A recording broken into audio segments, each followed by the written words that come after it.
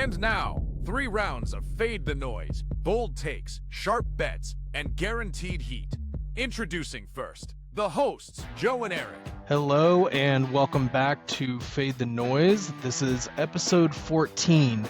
Today we've got a small crew. It's just myself, Erik, your weekly host, and Angel, our fantasy football overall fantasy and betting expert. He's great at sports. I don't know how he does it. Dozens of leagues. It's insane. It's been a pretty crazy week since we don't have 3 or 4 people to ask. Angel, you having a good day, good week, everything going well? Oh yeah, great week, getting ready for football, getting these drafts set, just did some golfing yesterday, hit a birdie, shot under 100, never complain. Yeah, we're doing great. Things are looking up and I'm excited for some football. Cool. That's the end of Angel's brag session about golfing. We're going to move on to a quick recap of the news that's come out recently. So I just saw Commanders traded Brian Robinson to the 49ers for a 6th round pick, which I think is insane. It's great for the 49ers, which is bad for the Cowboys. For those who can't see, well, Angel's obvious, me, got my Cowboys shirt on, and very devastated about the state of affairs. I'll touch on that in a second. And I don't know what possessed them to do it, but I guess the Commanders have the depth. The 49ers need the depth. CMC is not reliable. That sounds horrible to say. He has taken me so far in fantasy football, but it's just, Achilles and ankle injuries are brutal. Yeah, dude, is very soft. Once they traded Jordan Mason to the Vikings, they needed a backup running back for good old McCaffrey. So it was definitely a great trade for the 49ers. Yeah, 100%. And then I keep getting updates on the Jerry Jones versus Micah Parsons dispute. I'm sure not everybody watching this is a Cowboys fan like me, Angel, and Joe, but honestly, it just sounds crazy. Jerry's talking about offering to make him the highest paid non-QB, most guaranteed money. And Stephen A. Smith just said somebody's lying. I don't know if I'd go that far, but I would say it's a matter of perspective. Like, Micah just wants his agent to be involved. Jerry said, well, we sent that over to his agent, and he told us to shove it up our ass. Jerry above the fold Jones, I can only take what he says with a grain of salt. And Micah Parsons, I don't know, he's a podcaster. Part of me always wonders if stuff like this is literally just an agreement between them for publicity. I can't say for sure, but I do know that I love the Cowboys and I hate Jerry Jones, so I know whose side I'm on. And then, very quick side note, because I promised I would, and I have to talk more this episode. Fantasy football team names. So I was considering something. Well, I was looking for something that said, I love the Cowboys and I hate Jerry Jones, as I said before. And in a couple leagues, I settled in one on Jerry's Entertainment Co. because, all he cares about is entertainment. And the other one was Jerry's Inferno, like based on Dante's Inferno. Then I saw the nickname Above the Fold, and I started thinking, and somehow they said something about a soap opera, and I came up with Days of Them Boys, like Days of Our Lives. And so that's what I'm leaning towards right now. I don't know who all watches this or what kind of forum you have for feedback, but if you want to suggest something or shit on everything I just said, join the Moneyline Hacks Discord and tell me there. Yeah, handles Erik Kage with a K. So I think I'm going to regret saying that, but whatever. We'll move on in. Recap last weekend's UFC. We had Duplessis versus Khamzat Chimaev. We'll just go one at a time here. That was horrible. I hated every second of it. When it happened, I was extremely upset with Khamzat because I was like, this is boring. Why are you doing this? But after some time to reflect, I was like, you know what? You can't blame a guy for doing what's working and doing what you do well, but I can blame Drakus for being that, I don't want to say unprepared, okay? You have a big, strong guy keeping you from standing up, fine. But you had to have known that that's what was going to happen. You know what I'm saying? Right. I think he could have done more, Hamzat, but he didn't need to. Like, Drakus was just literally get taken down and that's it. Dude was like, said he already had over like 500 strikes, but some of them strikes he was barely even hitting them. but still. I'd say 2/3 at least. Exactly. I've never seen something like that, but I mean, I guess the repetition and the amount of strikes, it all adds up. What is it, like 21 minutes of dominance on the ground, I think? Like, it's just insane, bro. I did not see that. I thought a finish was coming, but just a little wrestling match, you know? I don't think anyone's gonna be able to, like, who's gonna be able to contend with Kamzat? That's just crazy. Well, supposedly RDR Fluffy will get into that in a few Yeah, weeks. that's gonna be nice. We'll have to see what happens. Go Flippy. But yeah, I can't judge Kamzat for what he did. Yeah, there was very little damage. Yes, it was a boring fight. Even when they stood up, actually, when they stood up, I feel like Drakus looked more like himself, but I never considered him to be that one-dimensional until that fight. I know Kamzat's a dominant wrestler, and I hate DC as a commentator. Just sitting on the sidelines being like, oh, well, this is what you need to do here. Yeah, DC, but when there's a 185, probably 200-pound guy on your back preventing you from doing it, it's not that easy. And I feel like he was saving his gas tank, and that was my loss on the fight. Honestly, from what I bet, it was just I made the assumption that it was either going to be Kamzat early with a finish or Drakus by decision. Kamzat's gas tank held out, and he didn't have to expend much energy, but Right. he made a statement proving he can go 5 rounds, Oh yeah, definitely was quite the match. right? Then we had Cannonier versus MVP. So that one I thought was awesome. I did not expect it to go the way it did. I was about to crap my pants every time I saw Cannonier get dropped. I was just like, holy shit, I never would have thought someone with MVP's build could drop someone.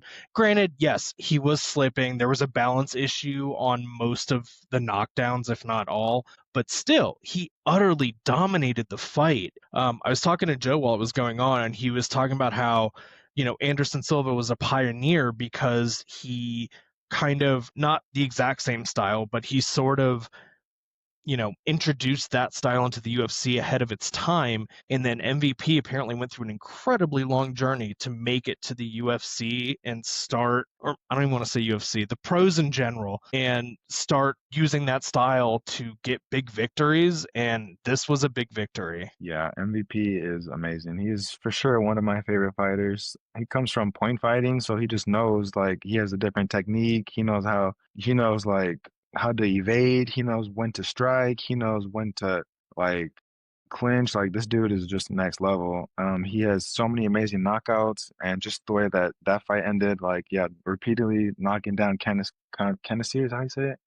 But yeah, it was a pretty good fight. I think so too, and I can't wait to see who they pair him up against next. I think he's a little bit, yeah, he's pretty long in the tooth. He's 38, so whatever Yeah, they're gonna do with him, they need to do it quick, and something bro. tells me he will be game. Oh yeah.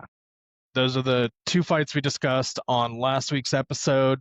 I made a note to discuss Aaron Pico before he took an elbow to the side of the head and went to sleep. I thought he looked good before that happened. It's just it was brutal, those back-to-back spinning elbow knockouts that we had. Nasty, bro. Yeah, who was it? Oh, Jeff Neal, and Carlos Yeah, Prates, bro. I don't know. And But what are they called? Fighting Nerds had an yo, incredible yo, night. Yeah. they're on the come up. They're on the rise. Watch out. Cool. So without Joe, we talked about not covering UFC on today's show, but honestly, this isn't a bad card. And especially on the top end for main card, there are a lot of good fights. So I figured we could just touch on it for a couple of minutes. So it's UFC Fight Night on ESPN Plus. So one of those monthly great cards on ESPN Plus that Joe's mentioned before. Pretty soon you're just going to need a Paramount Plus subscription and you don't Hell even have to yeah. watch anything else, but we'll see how all that works out. Thank you, Dana White. So we're just going to do main event, co-main event, and with the co-main, we've got Brian Ortega versus Aljo. So I don't like Brian Ortega just off the bat announcing that, and I don't particularly like Aljo either, but because Joe was my guide into the MMA world and he loves Aljo, I have a bit of a soft spot for him. Aljo's a pretty heavy favorite, and Ortega had some drama making weight. You saw that, right, Angel? Oh my God, dude, I saw that weigh-in. Dude's walking up. It's just zombie mode, bro. And like, it just did not look healthy at all. Oh, that is brutal. And yeah, the fight's happening at lightweight now. And so I think that was kind of an interesting choice, especially since Aljo came up from whatever's 2 weight classes down. I'm Yeah, no one. expert. Yeah. And so to make that jump and change, and good on Aljo for not canceling the fight, because I read something that Ortega passed out, went to the hospital, and the fight was supposedly off. Then they weighed in and everything was fine. You know? I and Crazy. I guess good for him for being a sport. I'm sure he doesn't want to give up the money, but when you're passing out from your weight cut, not that many people make it to the cage. So I don't know. Joe told me he's never had a weight cut like that, and I guess we'll see what happens. Personally, I'm gonna take Aljo. I know I Yeah, don't give of out course. picks. Yeah, he's quite the favorite, I'd say. Ortega was always the underdog heading into this contest, but especially since how he looked after that weigh-in, which was forced the promotion to change the co-main event to a 153-pound catchweight contest, is crazy. I've never heard of them doing that without there being some negative consequences to the fighter that missed weight, but they both weighed in at 153, I heard. So it's going to be crazy, and this is a 5-round fight, the co and the main event. So we're going to see what we get, but I'm also going to take your side and go with Aljamain. Yeah, and we don't have Joe to do the actual analysis, break down Brian Hmm. Ortega's vulnerabilities, Aljo's strengths. I think, again, personally, don't listen to me, but a finish seems likely. Just Yeah. knowing the strengths and weaknesses in the situation. And maybe next week, once Joe's back, he can explain the whole catch weight thing, because I would have Hmm. expected Aljo to not be at 153. Right, right. Yeah, I don't know the whole lead up time, but people have shit going on. Just you know, Yo, he never wants to miss this show, so yeah. I he can just address it. I just know that he wants Ortega's ranking, which is inside the top five right now, and I think he's going to take it. Well, I'm not sure what's going to happen, but Ortega has won fights by submission, 8 fights by 5 decision, 3 knockouts. So Sterling, he's pretty good with submissions as well. So it could be a ground battle. Someone could get knocked out. I don't know, but I'm ready to see Sterling win. That's crazy. I did not realize that he was top 5, but yeah, yeah, very Yo, good point. not for long. And then, honestly, I'm telling you now, I'm gonna do this. Parlay Aljo with Zhang Mingyang for our main event. We got Johnny Walker versus Zhang Mingyang. And for all of our compulsive, some would say degenerate sports bettors out there, you all know you have those people in any sport. No matter what you do, what level of research, they screw you. Johnny Walker is that for me. And I honestly think Joe would agree if he were here, because we've talked about it multiple times. Every time we bet on a Johnny Walker fight, something goes awry. And especially if we bet on Johnny Walker, he loses. And if we bet against him, he wins. He's just one of those guys for me personally. So I'm done with him. And I realized that what I just said about betting on Zhang Mingyang is contrary to what history has proven. But Zhang looks good. Angel, what were you saying before the show started about his finish record? It Yeah, was dude has insane. 25 professional fights, and 22 of them have ended in the first round. This is crazy. He goes by the Mountain Tiger, which is a pretty sick name. What do I got right here? 13 wins by knockout, 6 wins by submission. His 3 fights in the UFC have been 3 first-round knockouts. Not really any big names. 2 of them had losing records. His last one, Anthony Johnson, wasn't a big fight for him. Some said that he was like on his like last peak. What I got here? Yeah, Johnny Walker is a bit bigger than him. Zhang will give up 4 inches in height and 7 inches in reach. So Whoa. you know what they say, the bigger they are, the harder they fall. But it's gonna be quite the matchup for Johnny Walker. He got knocked out twice in 2024, one of them being from Ankalaev. So, gotta it's probably gonna happen. Dude's insane. But yeah, minus 355 betting favorite for the Mountain Tiger, and I think I'm going Mountain Tiger. Let's go. That's crazy to me. You mentioned their size difference. So, like, first of all, Insane. when I saw both, I was like, light heavyweight? All right. Yeah, they look like And then heavyweights. and then you got and they're both jacked and shredded. And when you look at Johnny Walker, you're like, oh, this guy kills people for a living. Bro, he's walking But through them. Nope. he loses a lot. So Yeah. that's crazy. You hit the nail on the head. 4-inch height difference. Oh my, almost 7-inch reach difference. Yeah, it's gonna I be crazy. don't know. We got We're number gonna have to wait 14 and see. going against number 13 for the rankings. Look for Walker to drop and get dropped after this matchup. Yeah, absolutely. I was looking, the total rounds right now is at 1.5. Under 1.5 is -315. Oh my God. Like, I I almost think they know knew. something. I think they know Well, something.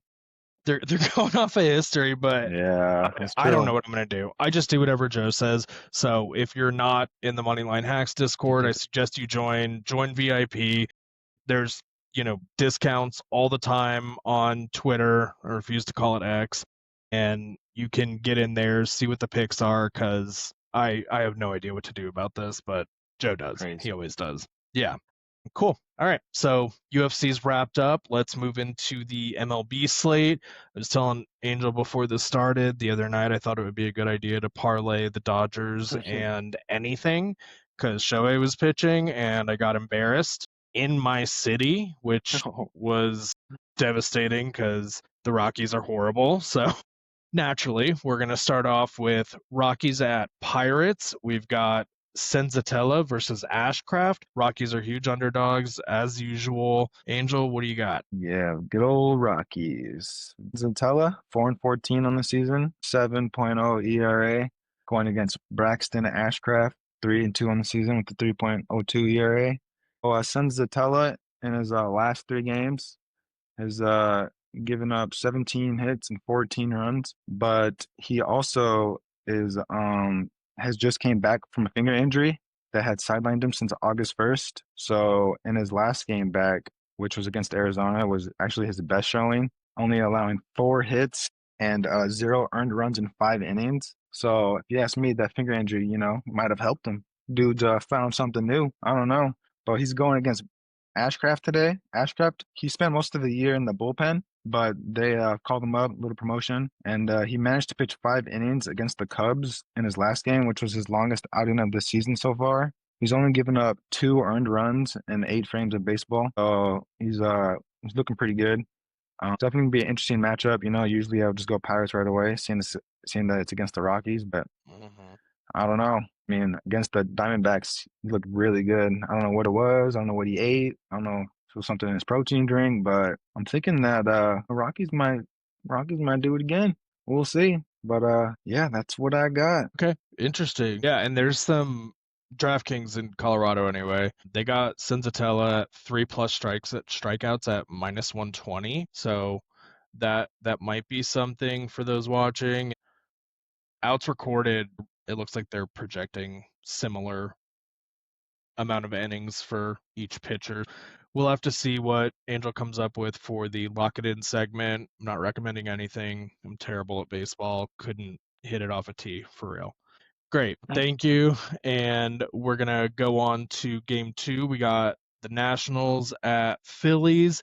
Volley versus Walker. Phillies are heavy favorites. What do you got? Yeah, we got the Nats at the Phillies. So we actually are getting the same pitcher matchup that we did last Saturday. Cade Cavalli going against Taiwan Walker. Cade won that match 2-0 in a great game. He what do you do? He threw 7 scoreless innings, struck out 5, and walked 1 batter. Will we see the same results in this match? I don't know. But we are now at the Phillies home stadium. Cade is 1-0 on the season. Been promoted since the beginning of August, having 3 starts now. After making his debut for the Nationals in 2022, he was dealt with some major arm issues, but on Saturday, he looked like the potential ace that they drafted back in 2020 with the 22-second pick. I think he's found his form. Yeah, he's looking really great. I definitely added him to my fantasy teams as soon as he got the promotion. He looks good, and he will be going against Taiwan Walker today. 4-6 on the season, 3.34 in his last game against the Nationals. Walker finished with his third quality start in a row, but just wasn't enough to beat the Nationals. They Walker appeared to be losing his spot in the rotation due to the Aaron Nola coming off the IL, but once they found out Zach Wheeler was dealing with a blood clot in his shoulder, they need Walker to fill the role, fill the void. They need him to be Zach Wheeler. Maybe not as good, but they need him to last. So he in his last 3 games, he's only given up 3 runs, which is quite good. And I think this rematch will benefit him being at home in Philadelphia. Some say the home field advantage is a thing, but yeah, it's going to be a good matchup. Phillies are favorited. The same thing usually doesn't happen 2 times in a row, at least when I try to bet that, you know. But yeah, Trey Turner, a Philadelphia Philly, dude is insanely on fire right now. He's on a 10-game hit streak. Has gotten 3 or more hits in 4 of his last 5 games. In his last 34 bats, he's hit 21 for 34. Dude has a 5.22 batting average in that span. So I'm looking for him to definitely get a hit or 2 for the Phillies today. Damn. You just convinced me. I was looking at the odds while you were talking, and Trey Turner 2+ hits is plus 155. Bro, I'm doing it right now. insane. Dude, it's It's not a hot. pick. People shouldn't do it, but I am. It'll be my pick. Real quick, batter-wise, so to me, I would think when seeing this matchup, and also good call on Cavalli, he's only 24 years old. That's insane to me, especially Dude, young. you saying he was drafted so long ago. Yeah. But yeah, so batter-wise, the Phillies seem so stacked compared to the Nationals. I just don't get how the game is as close as it is projection-wise. And the totals over 9, I feel like, is an average total for Major League Baseball. But, you know, Phillies bats are, you would think that they're the clear way to win this game, and it Yeah. would be obvious, right? For sure. Schwarber, Turner, like they got Harper. Like it's not fair. It should just be like they should be favored every time. I don't know how they lost last week, but you know, Kate's a different guy. I'm not gonna lie. I'm trying to think who the Nationals got like for their bats. You know, they usually got one main guy. I'm sure I have him on one of my fantasy teams, but I'm just getting a blank right now. But yeah, I'm I mean, seeing James Wood, Josh Bell. okay. Yeah, I don't know, man. Maybe they're just on the come up. But I'm looking for Walker to get that win today. Yeah, I guess so. I guess, you know, teams drop games. It happens. We're Cowboys fans. We're used to it. Cool. So last up, we've got the Red Sox versus the Yankees. We got Bello versus Fried. Yankees are heavy favorites. I saw something earlier that they were on some insane home run, like record-setting streak. Am I crazy? Do I remember that? I believe it. They got Aaron Okay, it was Judge, like don't they? the most home runs like a 2-game span. Go ahead and kick it off. I'm gonna look that up to see if I'm lying or not. We got Boston Red Sox at the Yankees today. And Bello, 9-6 on the season, 3.23 ERA, going against Max Fried. He is 13-5 with a 3.26 ERA. Brian Bello, he's gone at least 5 innings in 14 straight starts. He's coming off a very efficient game where he threw 52 of 78 pitches for strikes. And I'm not too sure he will be able to be as efficient against Aaron Judge and the rest of the Yankee batters. So this will be a good test for him. But we got Max Fried. In his last 3 games, he's given up 8 hits in each of those games. He's given up 7 runs, 4 runs, and 4 runs. So he's not doing too good at the moment, but usually when you have the Yankees bats behind you, they probably help you win, such as his last game. Not usually someone can win when they allow 7 earned runs, but he did. Yankees, you know, they can hit.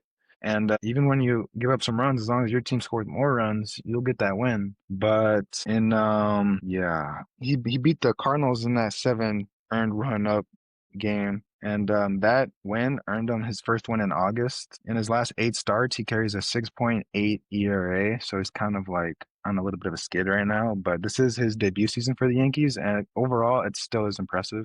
But I think I'm probably going Yankees today. Okay. Hard to bet against them. I looked it up, and it actually is crazier than what I thought. So the Yankees scored 20 straight runs during a 3-game stretch, all via home run. Is it? Like, it almost sounds impossible. So I guess they're looking, I don't know if this streak was broken last night or not. I don't care to look Are it up they that are they much. still using those torpedo bats or what? What's going on there? That's crazy. I don't know. They're hacking for That's sure. insane. Yeah, that's crazy. So yeah, I'm glad you like the Yankees. I'm not gonna lie, I'm probably gonna parlay the Phillies and Yankees. We'll see what happens. I'm Yeah, kind of nervous, and clearly I don't learn my lesson when I go off script. no. So I do like that parlay. that's my man. All Might right, have to tell you. cool. So that's it for the MLB coverage. We'll have Aaron and Joe back with us soon, and we got football season right around the corner. I'll drop a note about that in a second. First, we're going to do the lock it in segment. So, Angel, what are your official fade the noise picks for our audience this week? UFC is okay. I know it starts. I don't even think we said that. UFC starts incredibly early. Yeah, was It's it in 5 China. a.m.? I don't even know It's what time. worse. I think it's worse than that. It starts at 1:15 a.m. Oh my God. I don't know about main card, but the fights we're discussing, the co-main and the co-main starts at 5:45 in the morning Mountain Time. So whatever you're gonna do that shit tonight. Yeah, that's good thinking. Speaking of UFC, that's where we'll start with our best bets. I do got one parlay for UFC. It's gonna be a Ming Yang. I'm taking his betting line minus 355, kind of high, but I'm gonna parlay that with Aljamain Sterling because they're both getting the W tomorrow. Not sure what those odds come out, but but it should be around, I'm guessing minus 100 something, hopefully. Otherwise, I was looking at that first round finish, but I don't know. Johnny Walker's a giant. Who knows what's gonna happen? This is definitely his hardest opponent he's gotten in the UFC so far, so it's gonna be a good test for him. But going back to baseball, I am betting on Taiwan Walker to go over 16 pitching outs, and I'm also betting that he goes under 2.5 earned runs today. Both of those stats have hit in the last 4 out of 5 games, so I'm liking that to happen again today. The Phillies have some pitcher injuries, so they will need Walker to go a little longer than usual. So as long as he doesn't give up too many runs too early, he will pitch at least 6 innings. And for my other best bet, we got my boy Shane Bieber coming back from injury. This will be his first game in the pros since 2024 of April. His line is 5 strikeouts today. I'm liking the over. Usually when pitchers come back from injury, they have limitations such as like a smaller workload, not as many pitches, but he's looked quite sharp in his rehab assignment from Tommy John surgery. In his last outing with AAA Buffalo, he went 7 scoreless innings, 90 pitches. So I'd say he's probably gonna not see many limitations today. So I'm looking for 6 strikeouts from Bieber today. And he'll be making his debut for the Blue Jays today. And my last best bet will be Tyler Soderstrom. He is a young outfielder for the Athletics. He's on a 19-game hit streak currently. Last night against the Twins, he went 4 for 4. And I'm looking for him to get a hit or two against the Mariners today. But you can also parlay that with our boy Trey Turner if you need a parlay. But I like Tyler Soderstrom and Trey Turner to get a hit. And that's all, folks. Great. All right. I was writing all that down. Soderstrom in general. It was insane. He's 23, so it's his third-year breakout season. Doing great. Yeah, him to get one hit alone is minus 160. So I I really know. like the The combo parlay. with Yeah. Trey. Yeah. Yeah, I was looking at that too on my price picks. He's like a green goblin, which means like it's not like a very high paying bet because they think for sure he's gonna get a hit. But if you parlay that with someone, you usually get more money out of it. Yeah, that's what I And always think. I was looking at the over 2 bases for Trey Turner today, seeing that he usually gets, 3, 4 hits nowadays, and all it takes is one hit for a double. But you never know. Damn, that's a good point. I'm gonna make a note about that for personal use. Hell yeah. We all Cool. went in today. And good notes on Shane Bieber. It sounds like he's coming back really, really hot. That line is gonna go up to 8 next week, I'm telling you. 7 probably. 6+ strikeouts for me right now is plus 120. On price picks, he's 5. So just for your price pick people out there. Like 5+? So like five would be a tie, but if you get 6, you win for the Okay. line. Gotcha. Just checking. Might do a little teaser there. And then for the Walker stats, you said over 16 and a half. 16 pitching outs and Okay. under 2.5 earned runs. Both are hitting today. Is that a parlay or is that two separate? You can parlay it or separate. But parlay, you get more money. So I'm pretty confident in both of those. Okay. All right. And I'll check however you that want to do out. it, Phillies And are. then, sorry, go ahead. I'm like you said, the total run was 9 in the Phillies game. I'm kind of leaning Yeah. towards that under, being how these pitchers are both kind of good, and only 2 runs were given up in their last game. So I think even if these pitchers would do a little bit worse than last week, it'll still maybe be only an extra 1 or 2 runs. But I'm leaning towards that under if you need an extra bet. Okay. Good to know. And then I went ahead and did the parlay you mentioned for UFC. I got that at minus 169. Ooh, that's Um, still high odds, huh? yeah, that's pretty juicy. So again, I know I said it before. Join the Moneyline Hacks Discord. They're the ones who sponsor the show. There's a lot of activity, really good group, and you can get the official picks from there. Because honestly, my first instinct, which is not even like 60% right, to be perfectly honest, is to start looking at the spreads DraftKings has. Zhang Ming Yang is why? Oh my God. Plus 5.5 rounds is minus 450. That's like worse than his money line. But Aljo minus 5.5 is minus 150. And with There the you way go. Brian Ortega looked, like I don't, especially with a 5 round fight, I don't think that's out of the question. And if he gets a finish, it wins regardless. Oh Um, yeah. we'll see. Just giving you guys some information to make informed bets. Again, these are not my picks. And because it's just me and Angel today, that's it for the show. Wanted to give you guys a heads up. Next week, we're going to start talking NFL and we're going to do some predictions. So, conference champs, Super Bowl, biggest bust sleeper. Maybe we'll talk some passing, receiving, rushing leaders in different categories. I have to be careful what I look into and say because Angel will abuse it come fantasy football draft time. So it's going to be an interesting week of research. But other than that, I'm all good. Angel, you good? We're golden. All right, sweet. Thank you, everybody, for joining. I hope you make a lot of money. Have a great weekend. We'll see you next week. We'll have Joe back and we will get into things. And thank God football's starting. So take it easy, Hey, everybody. roll tide.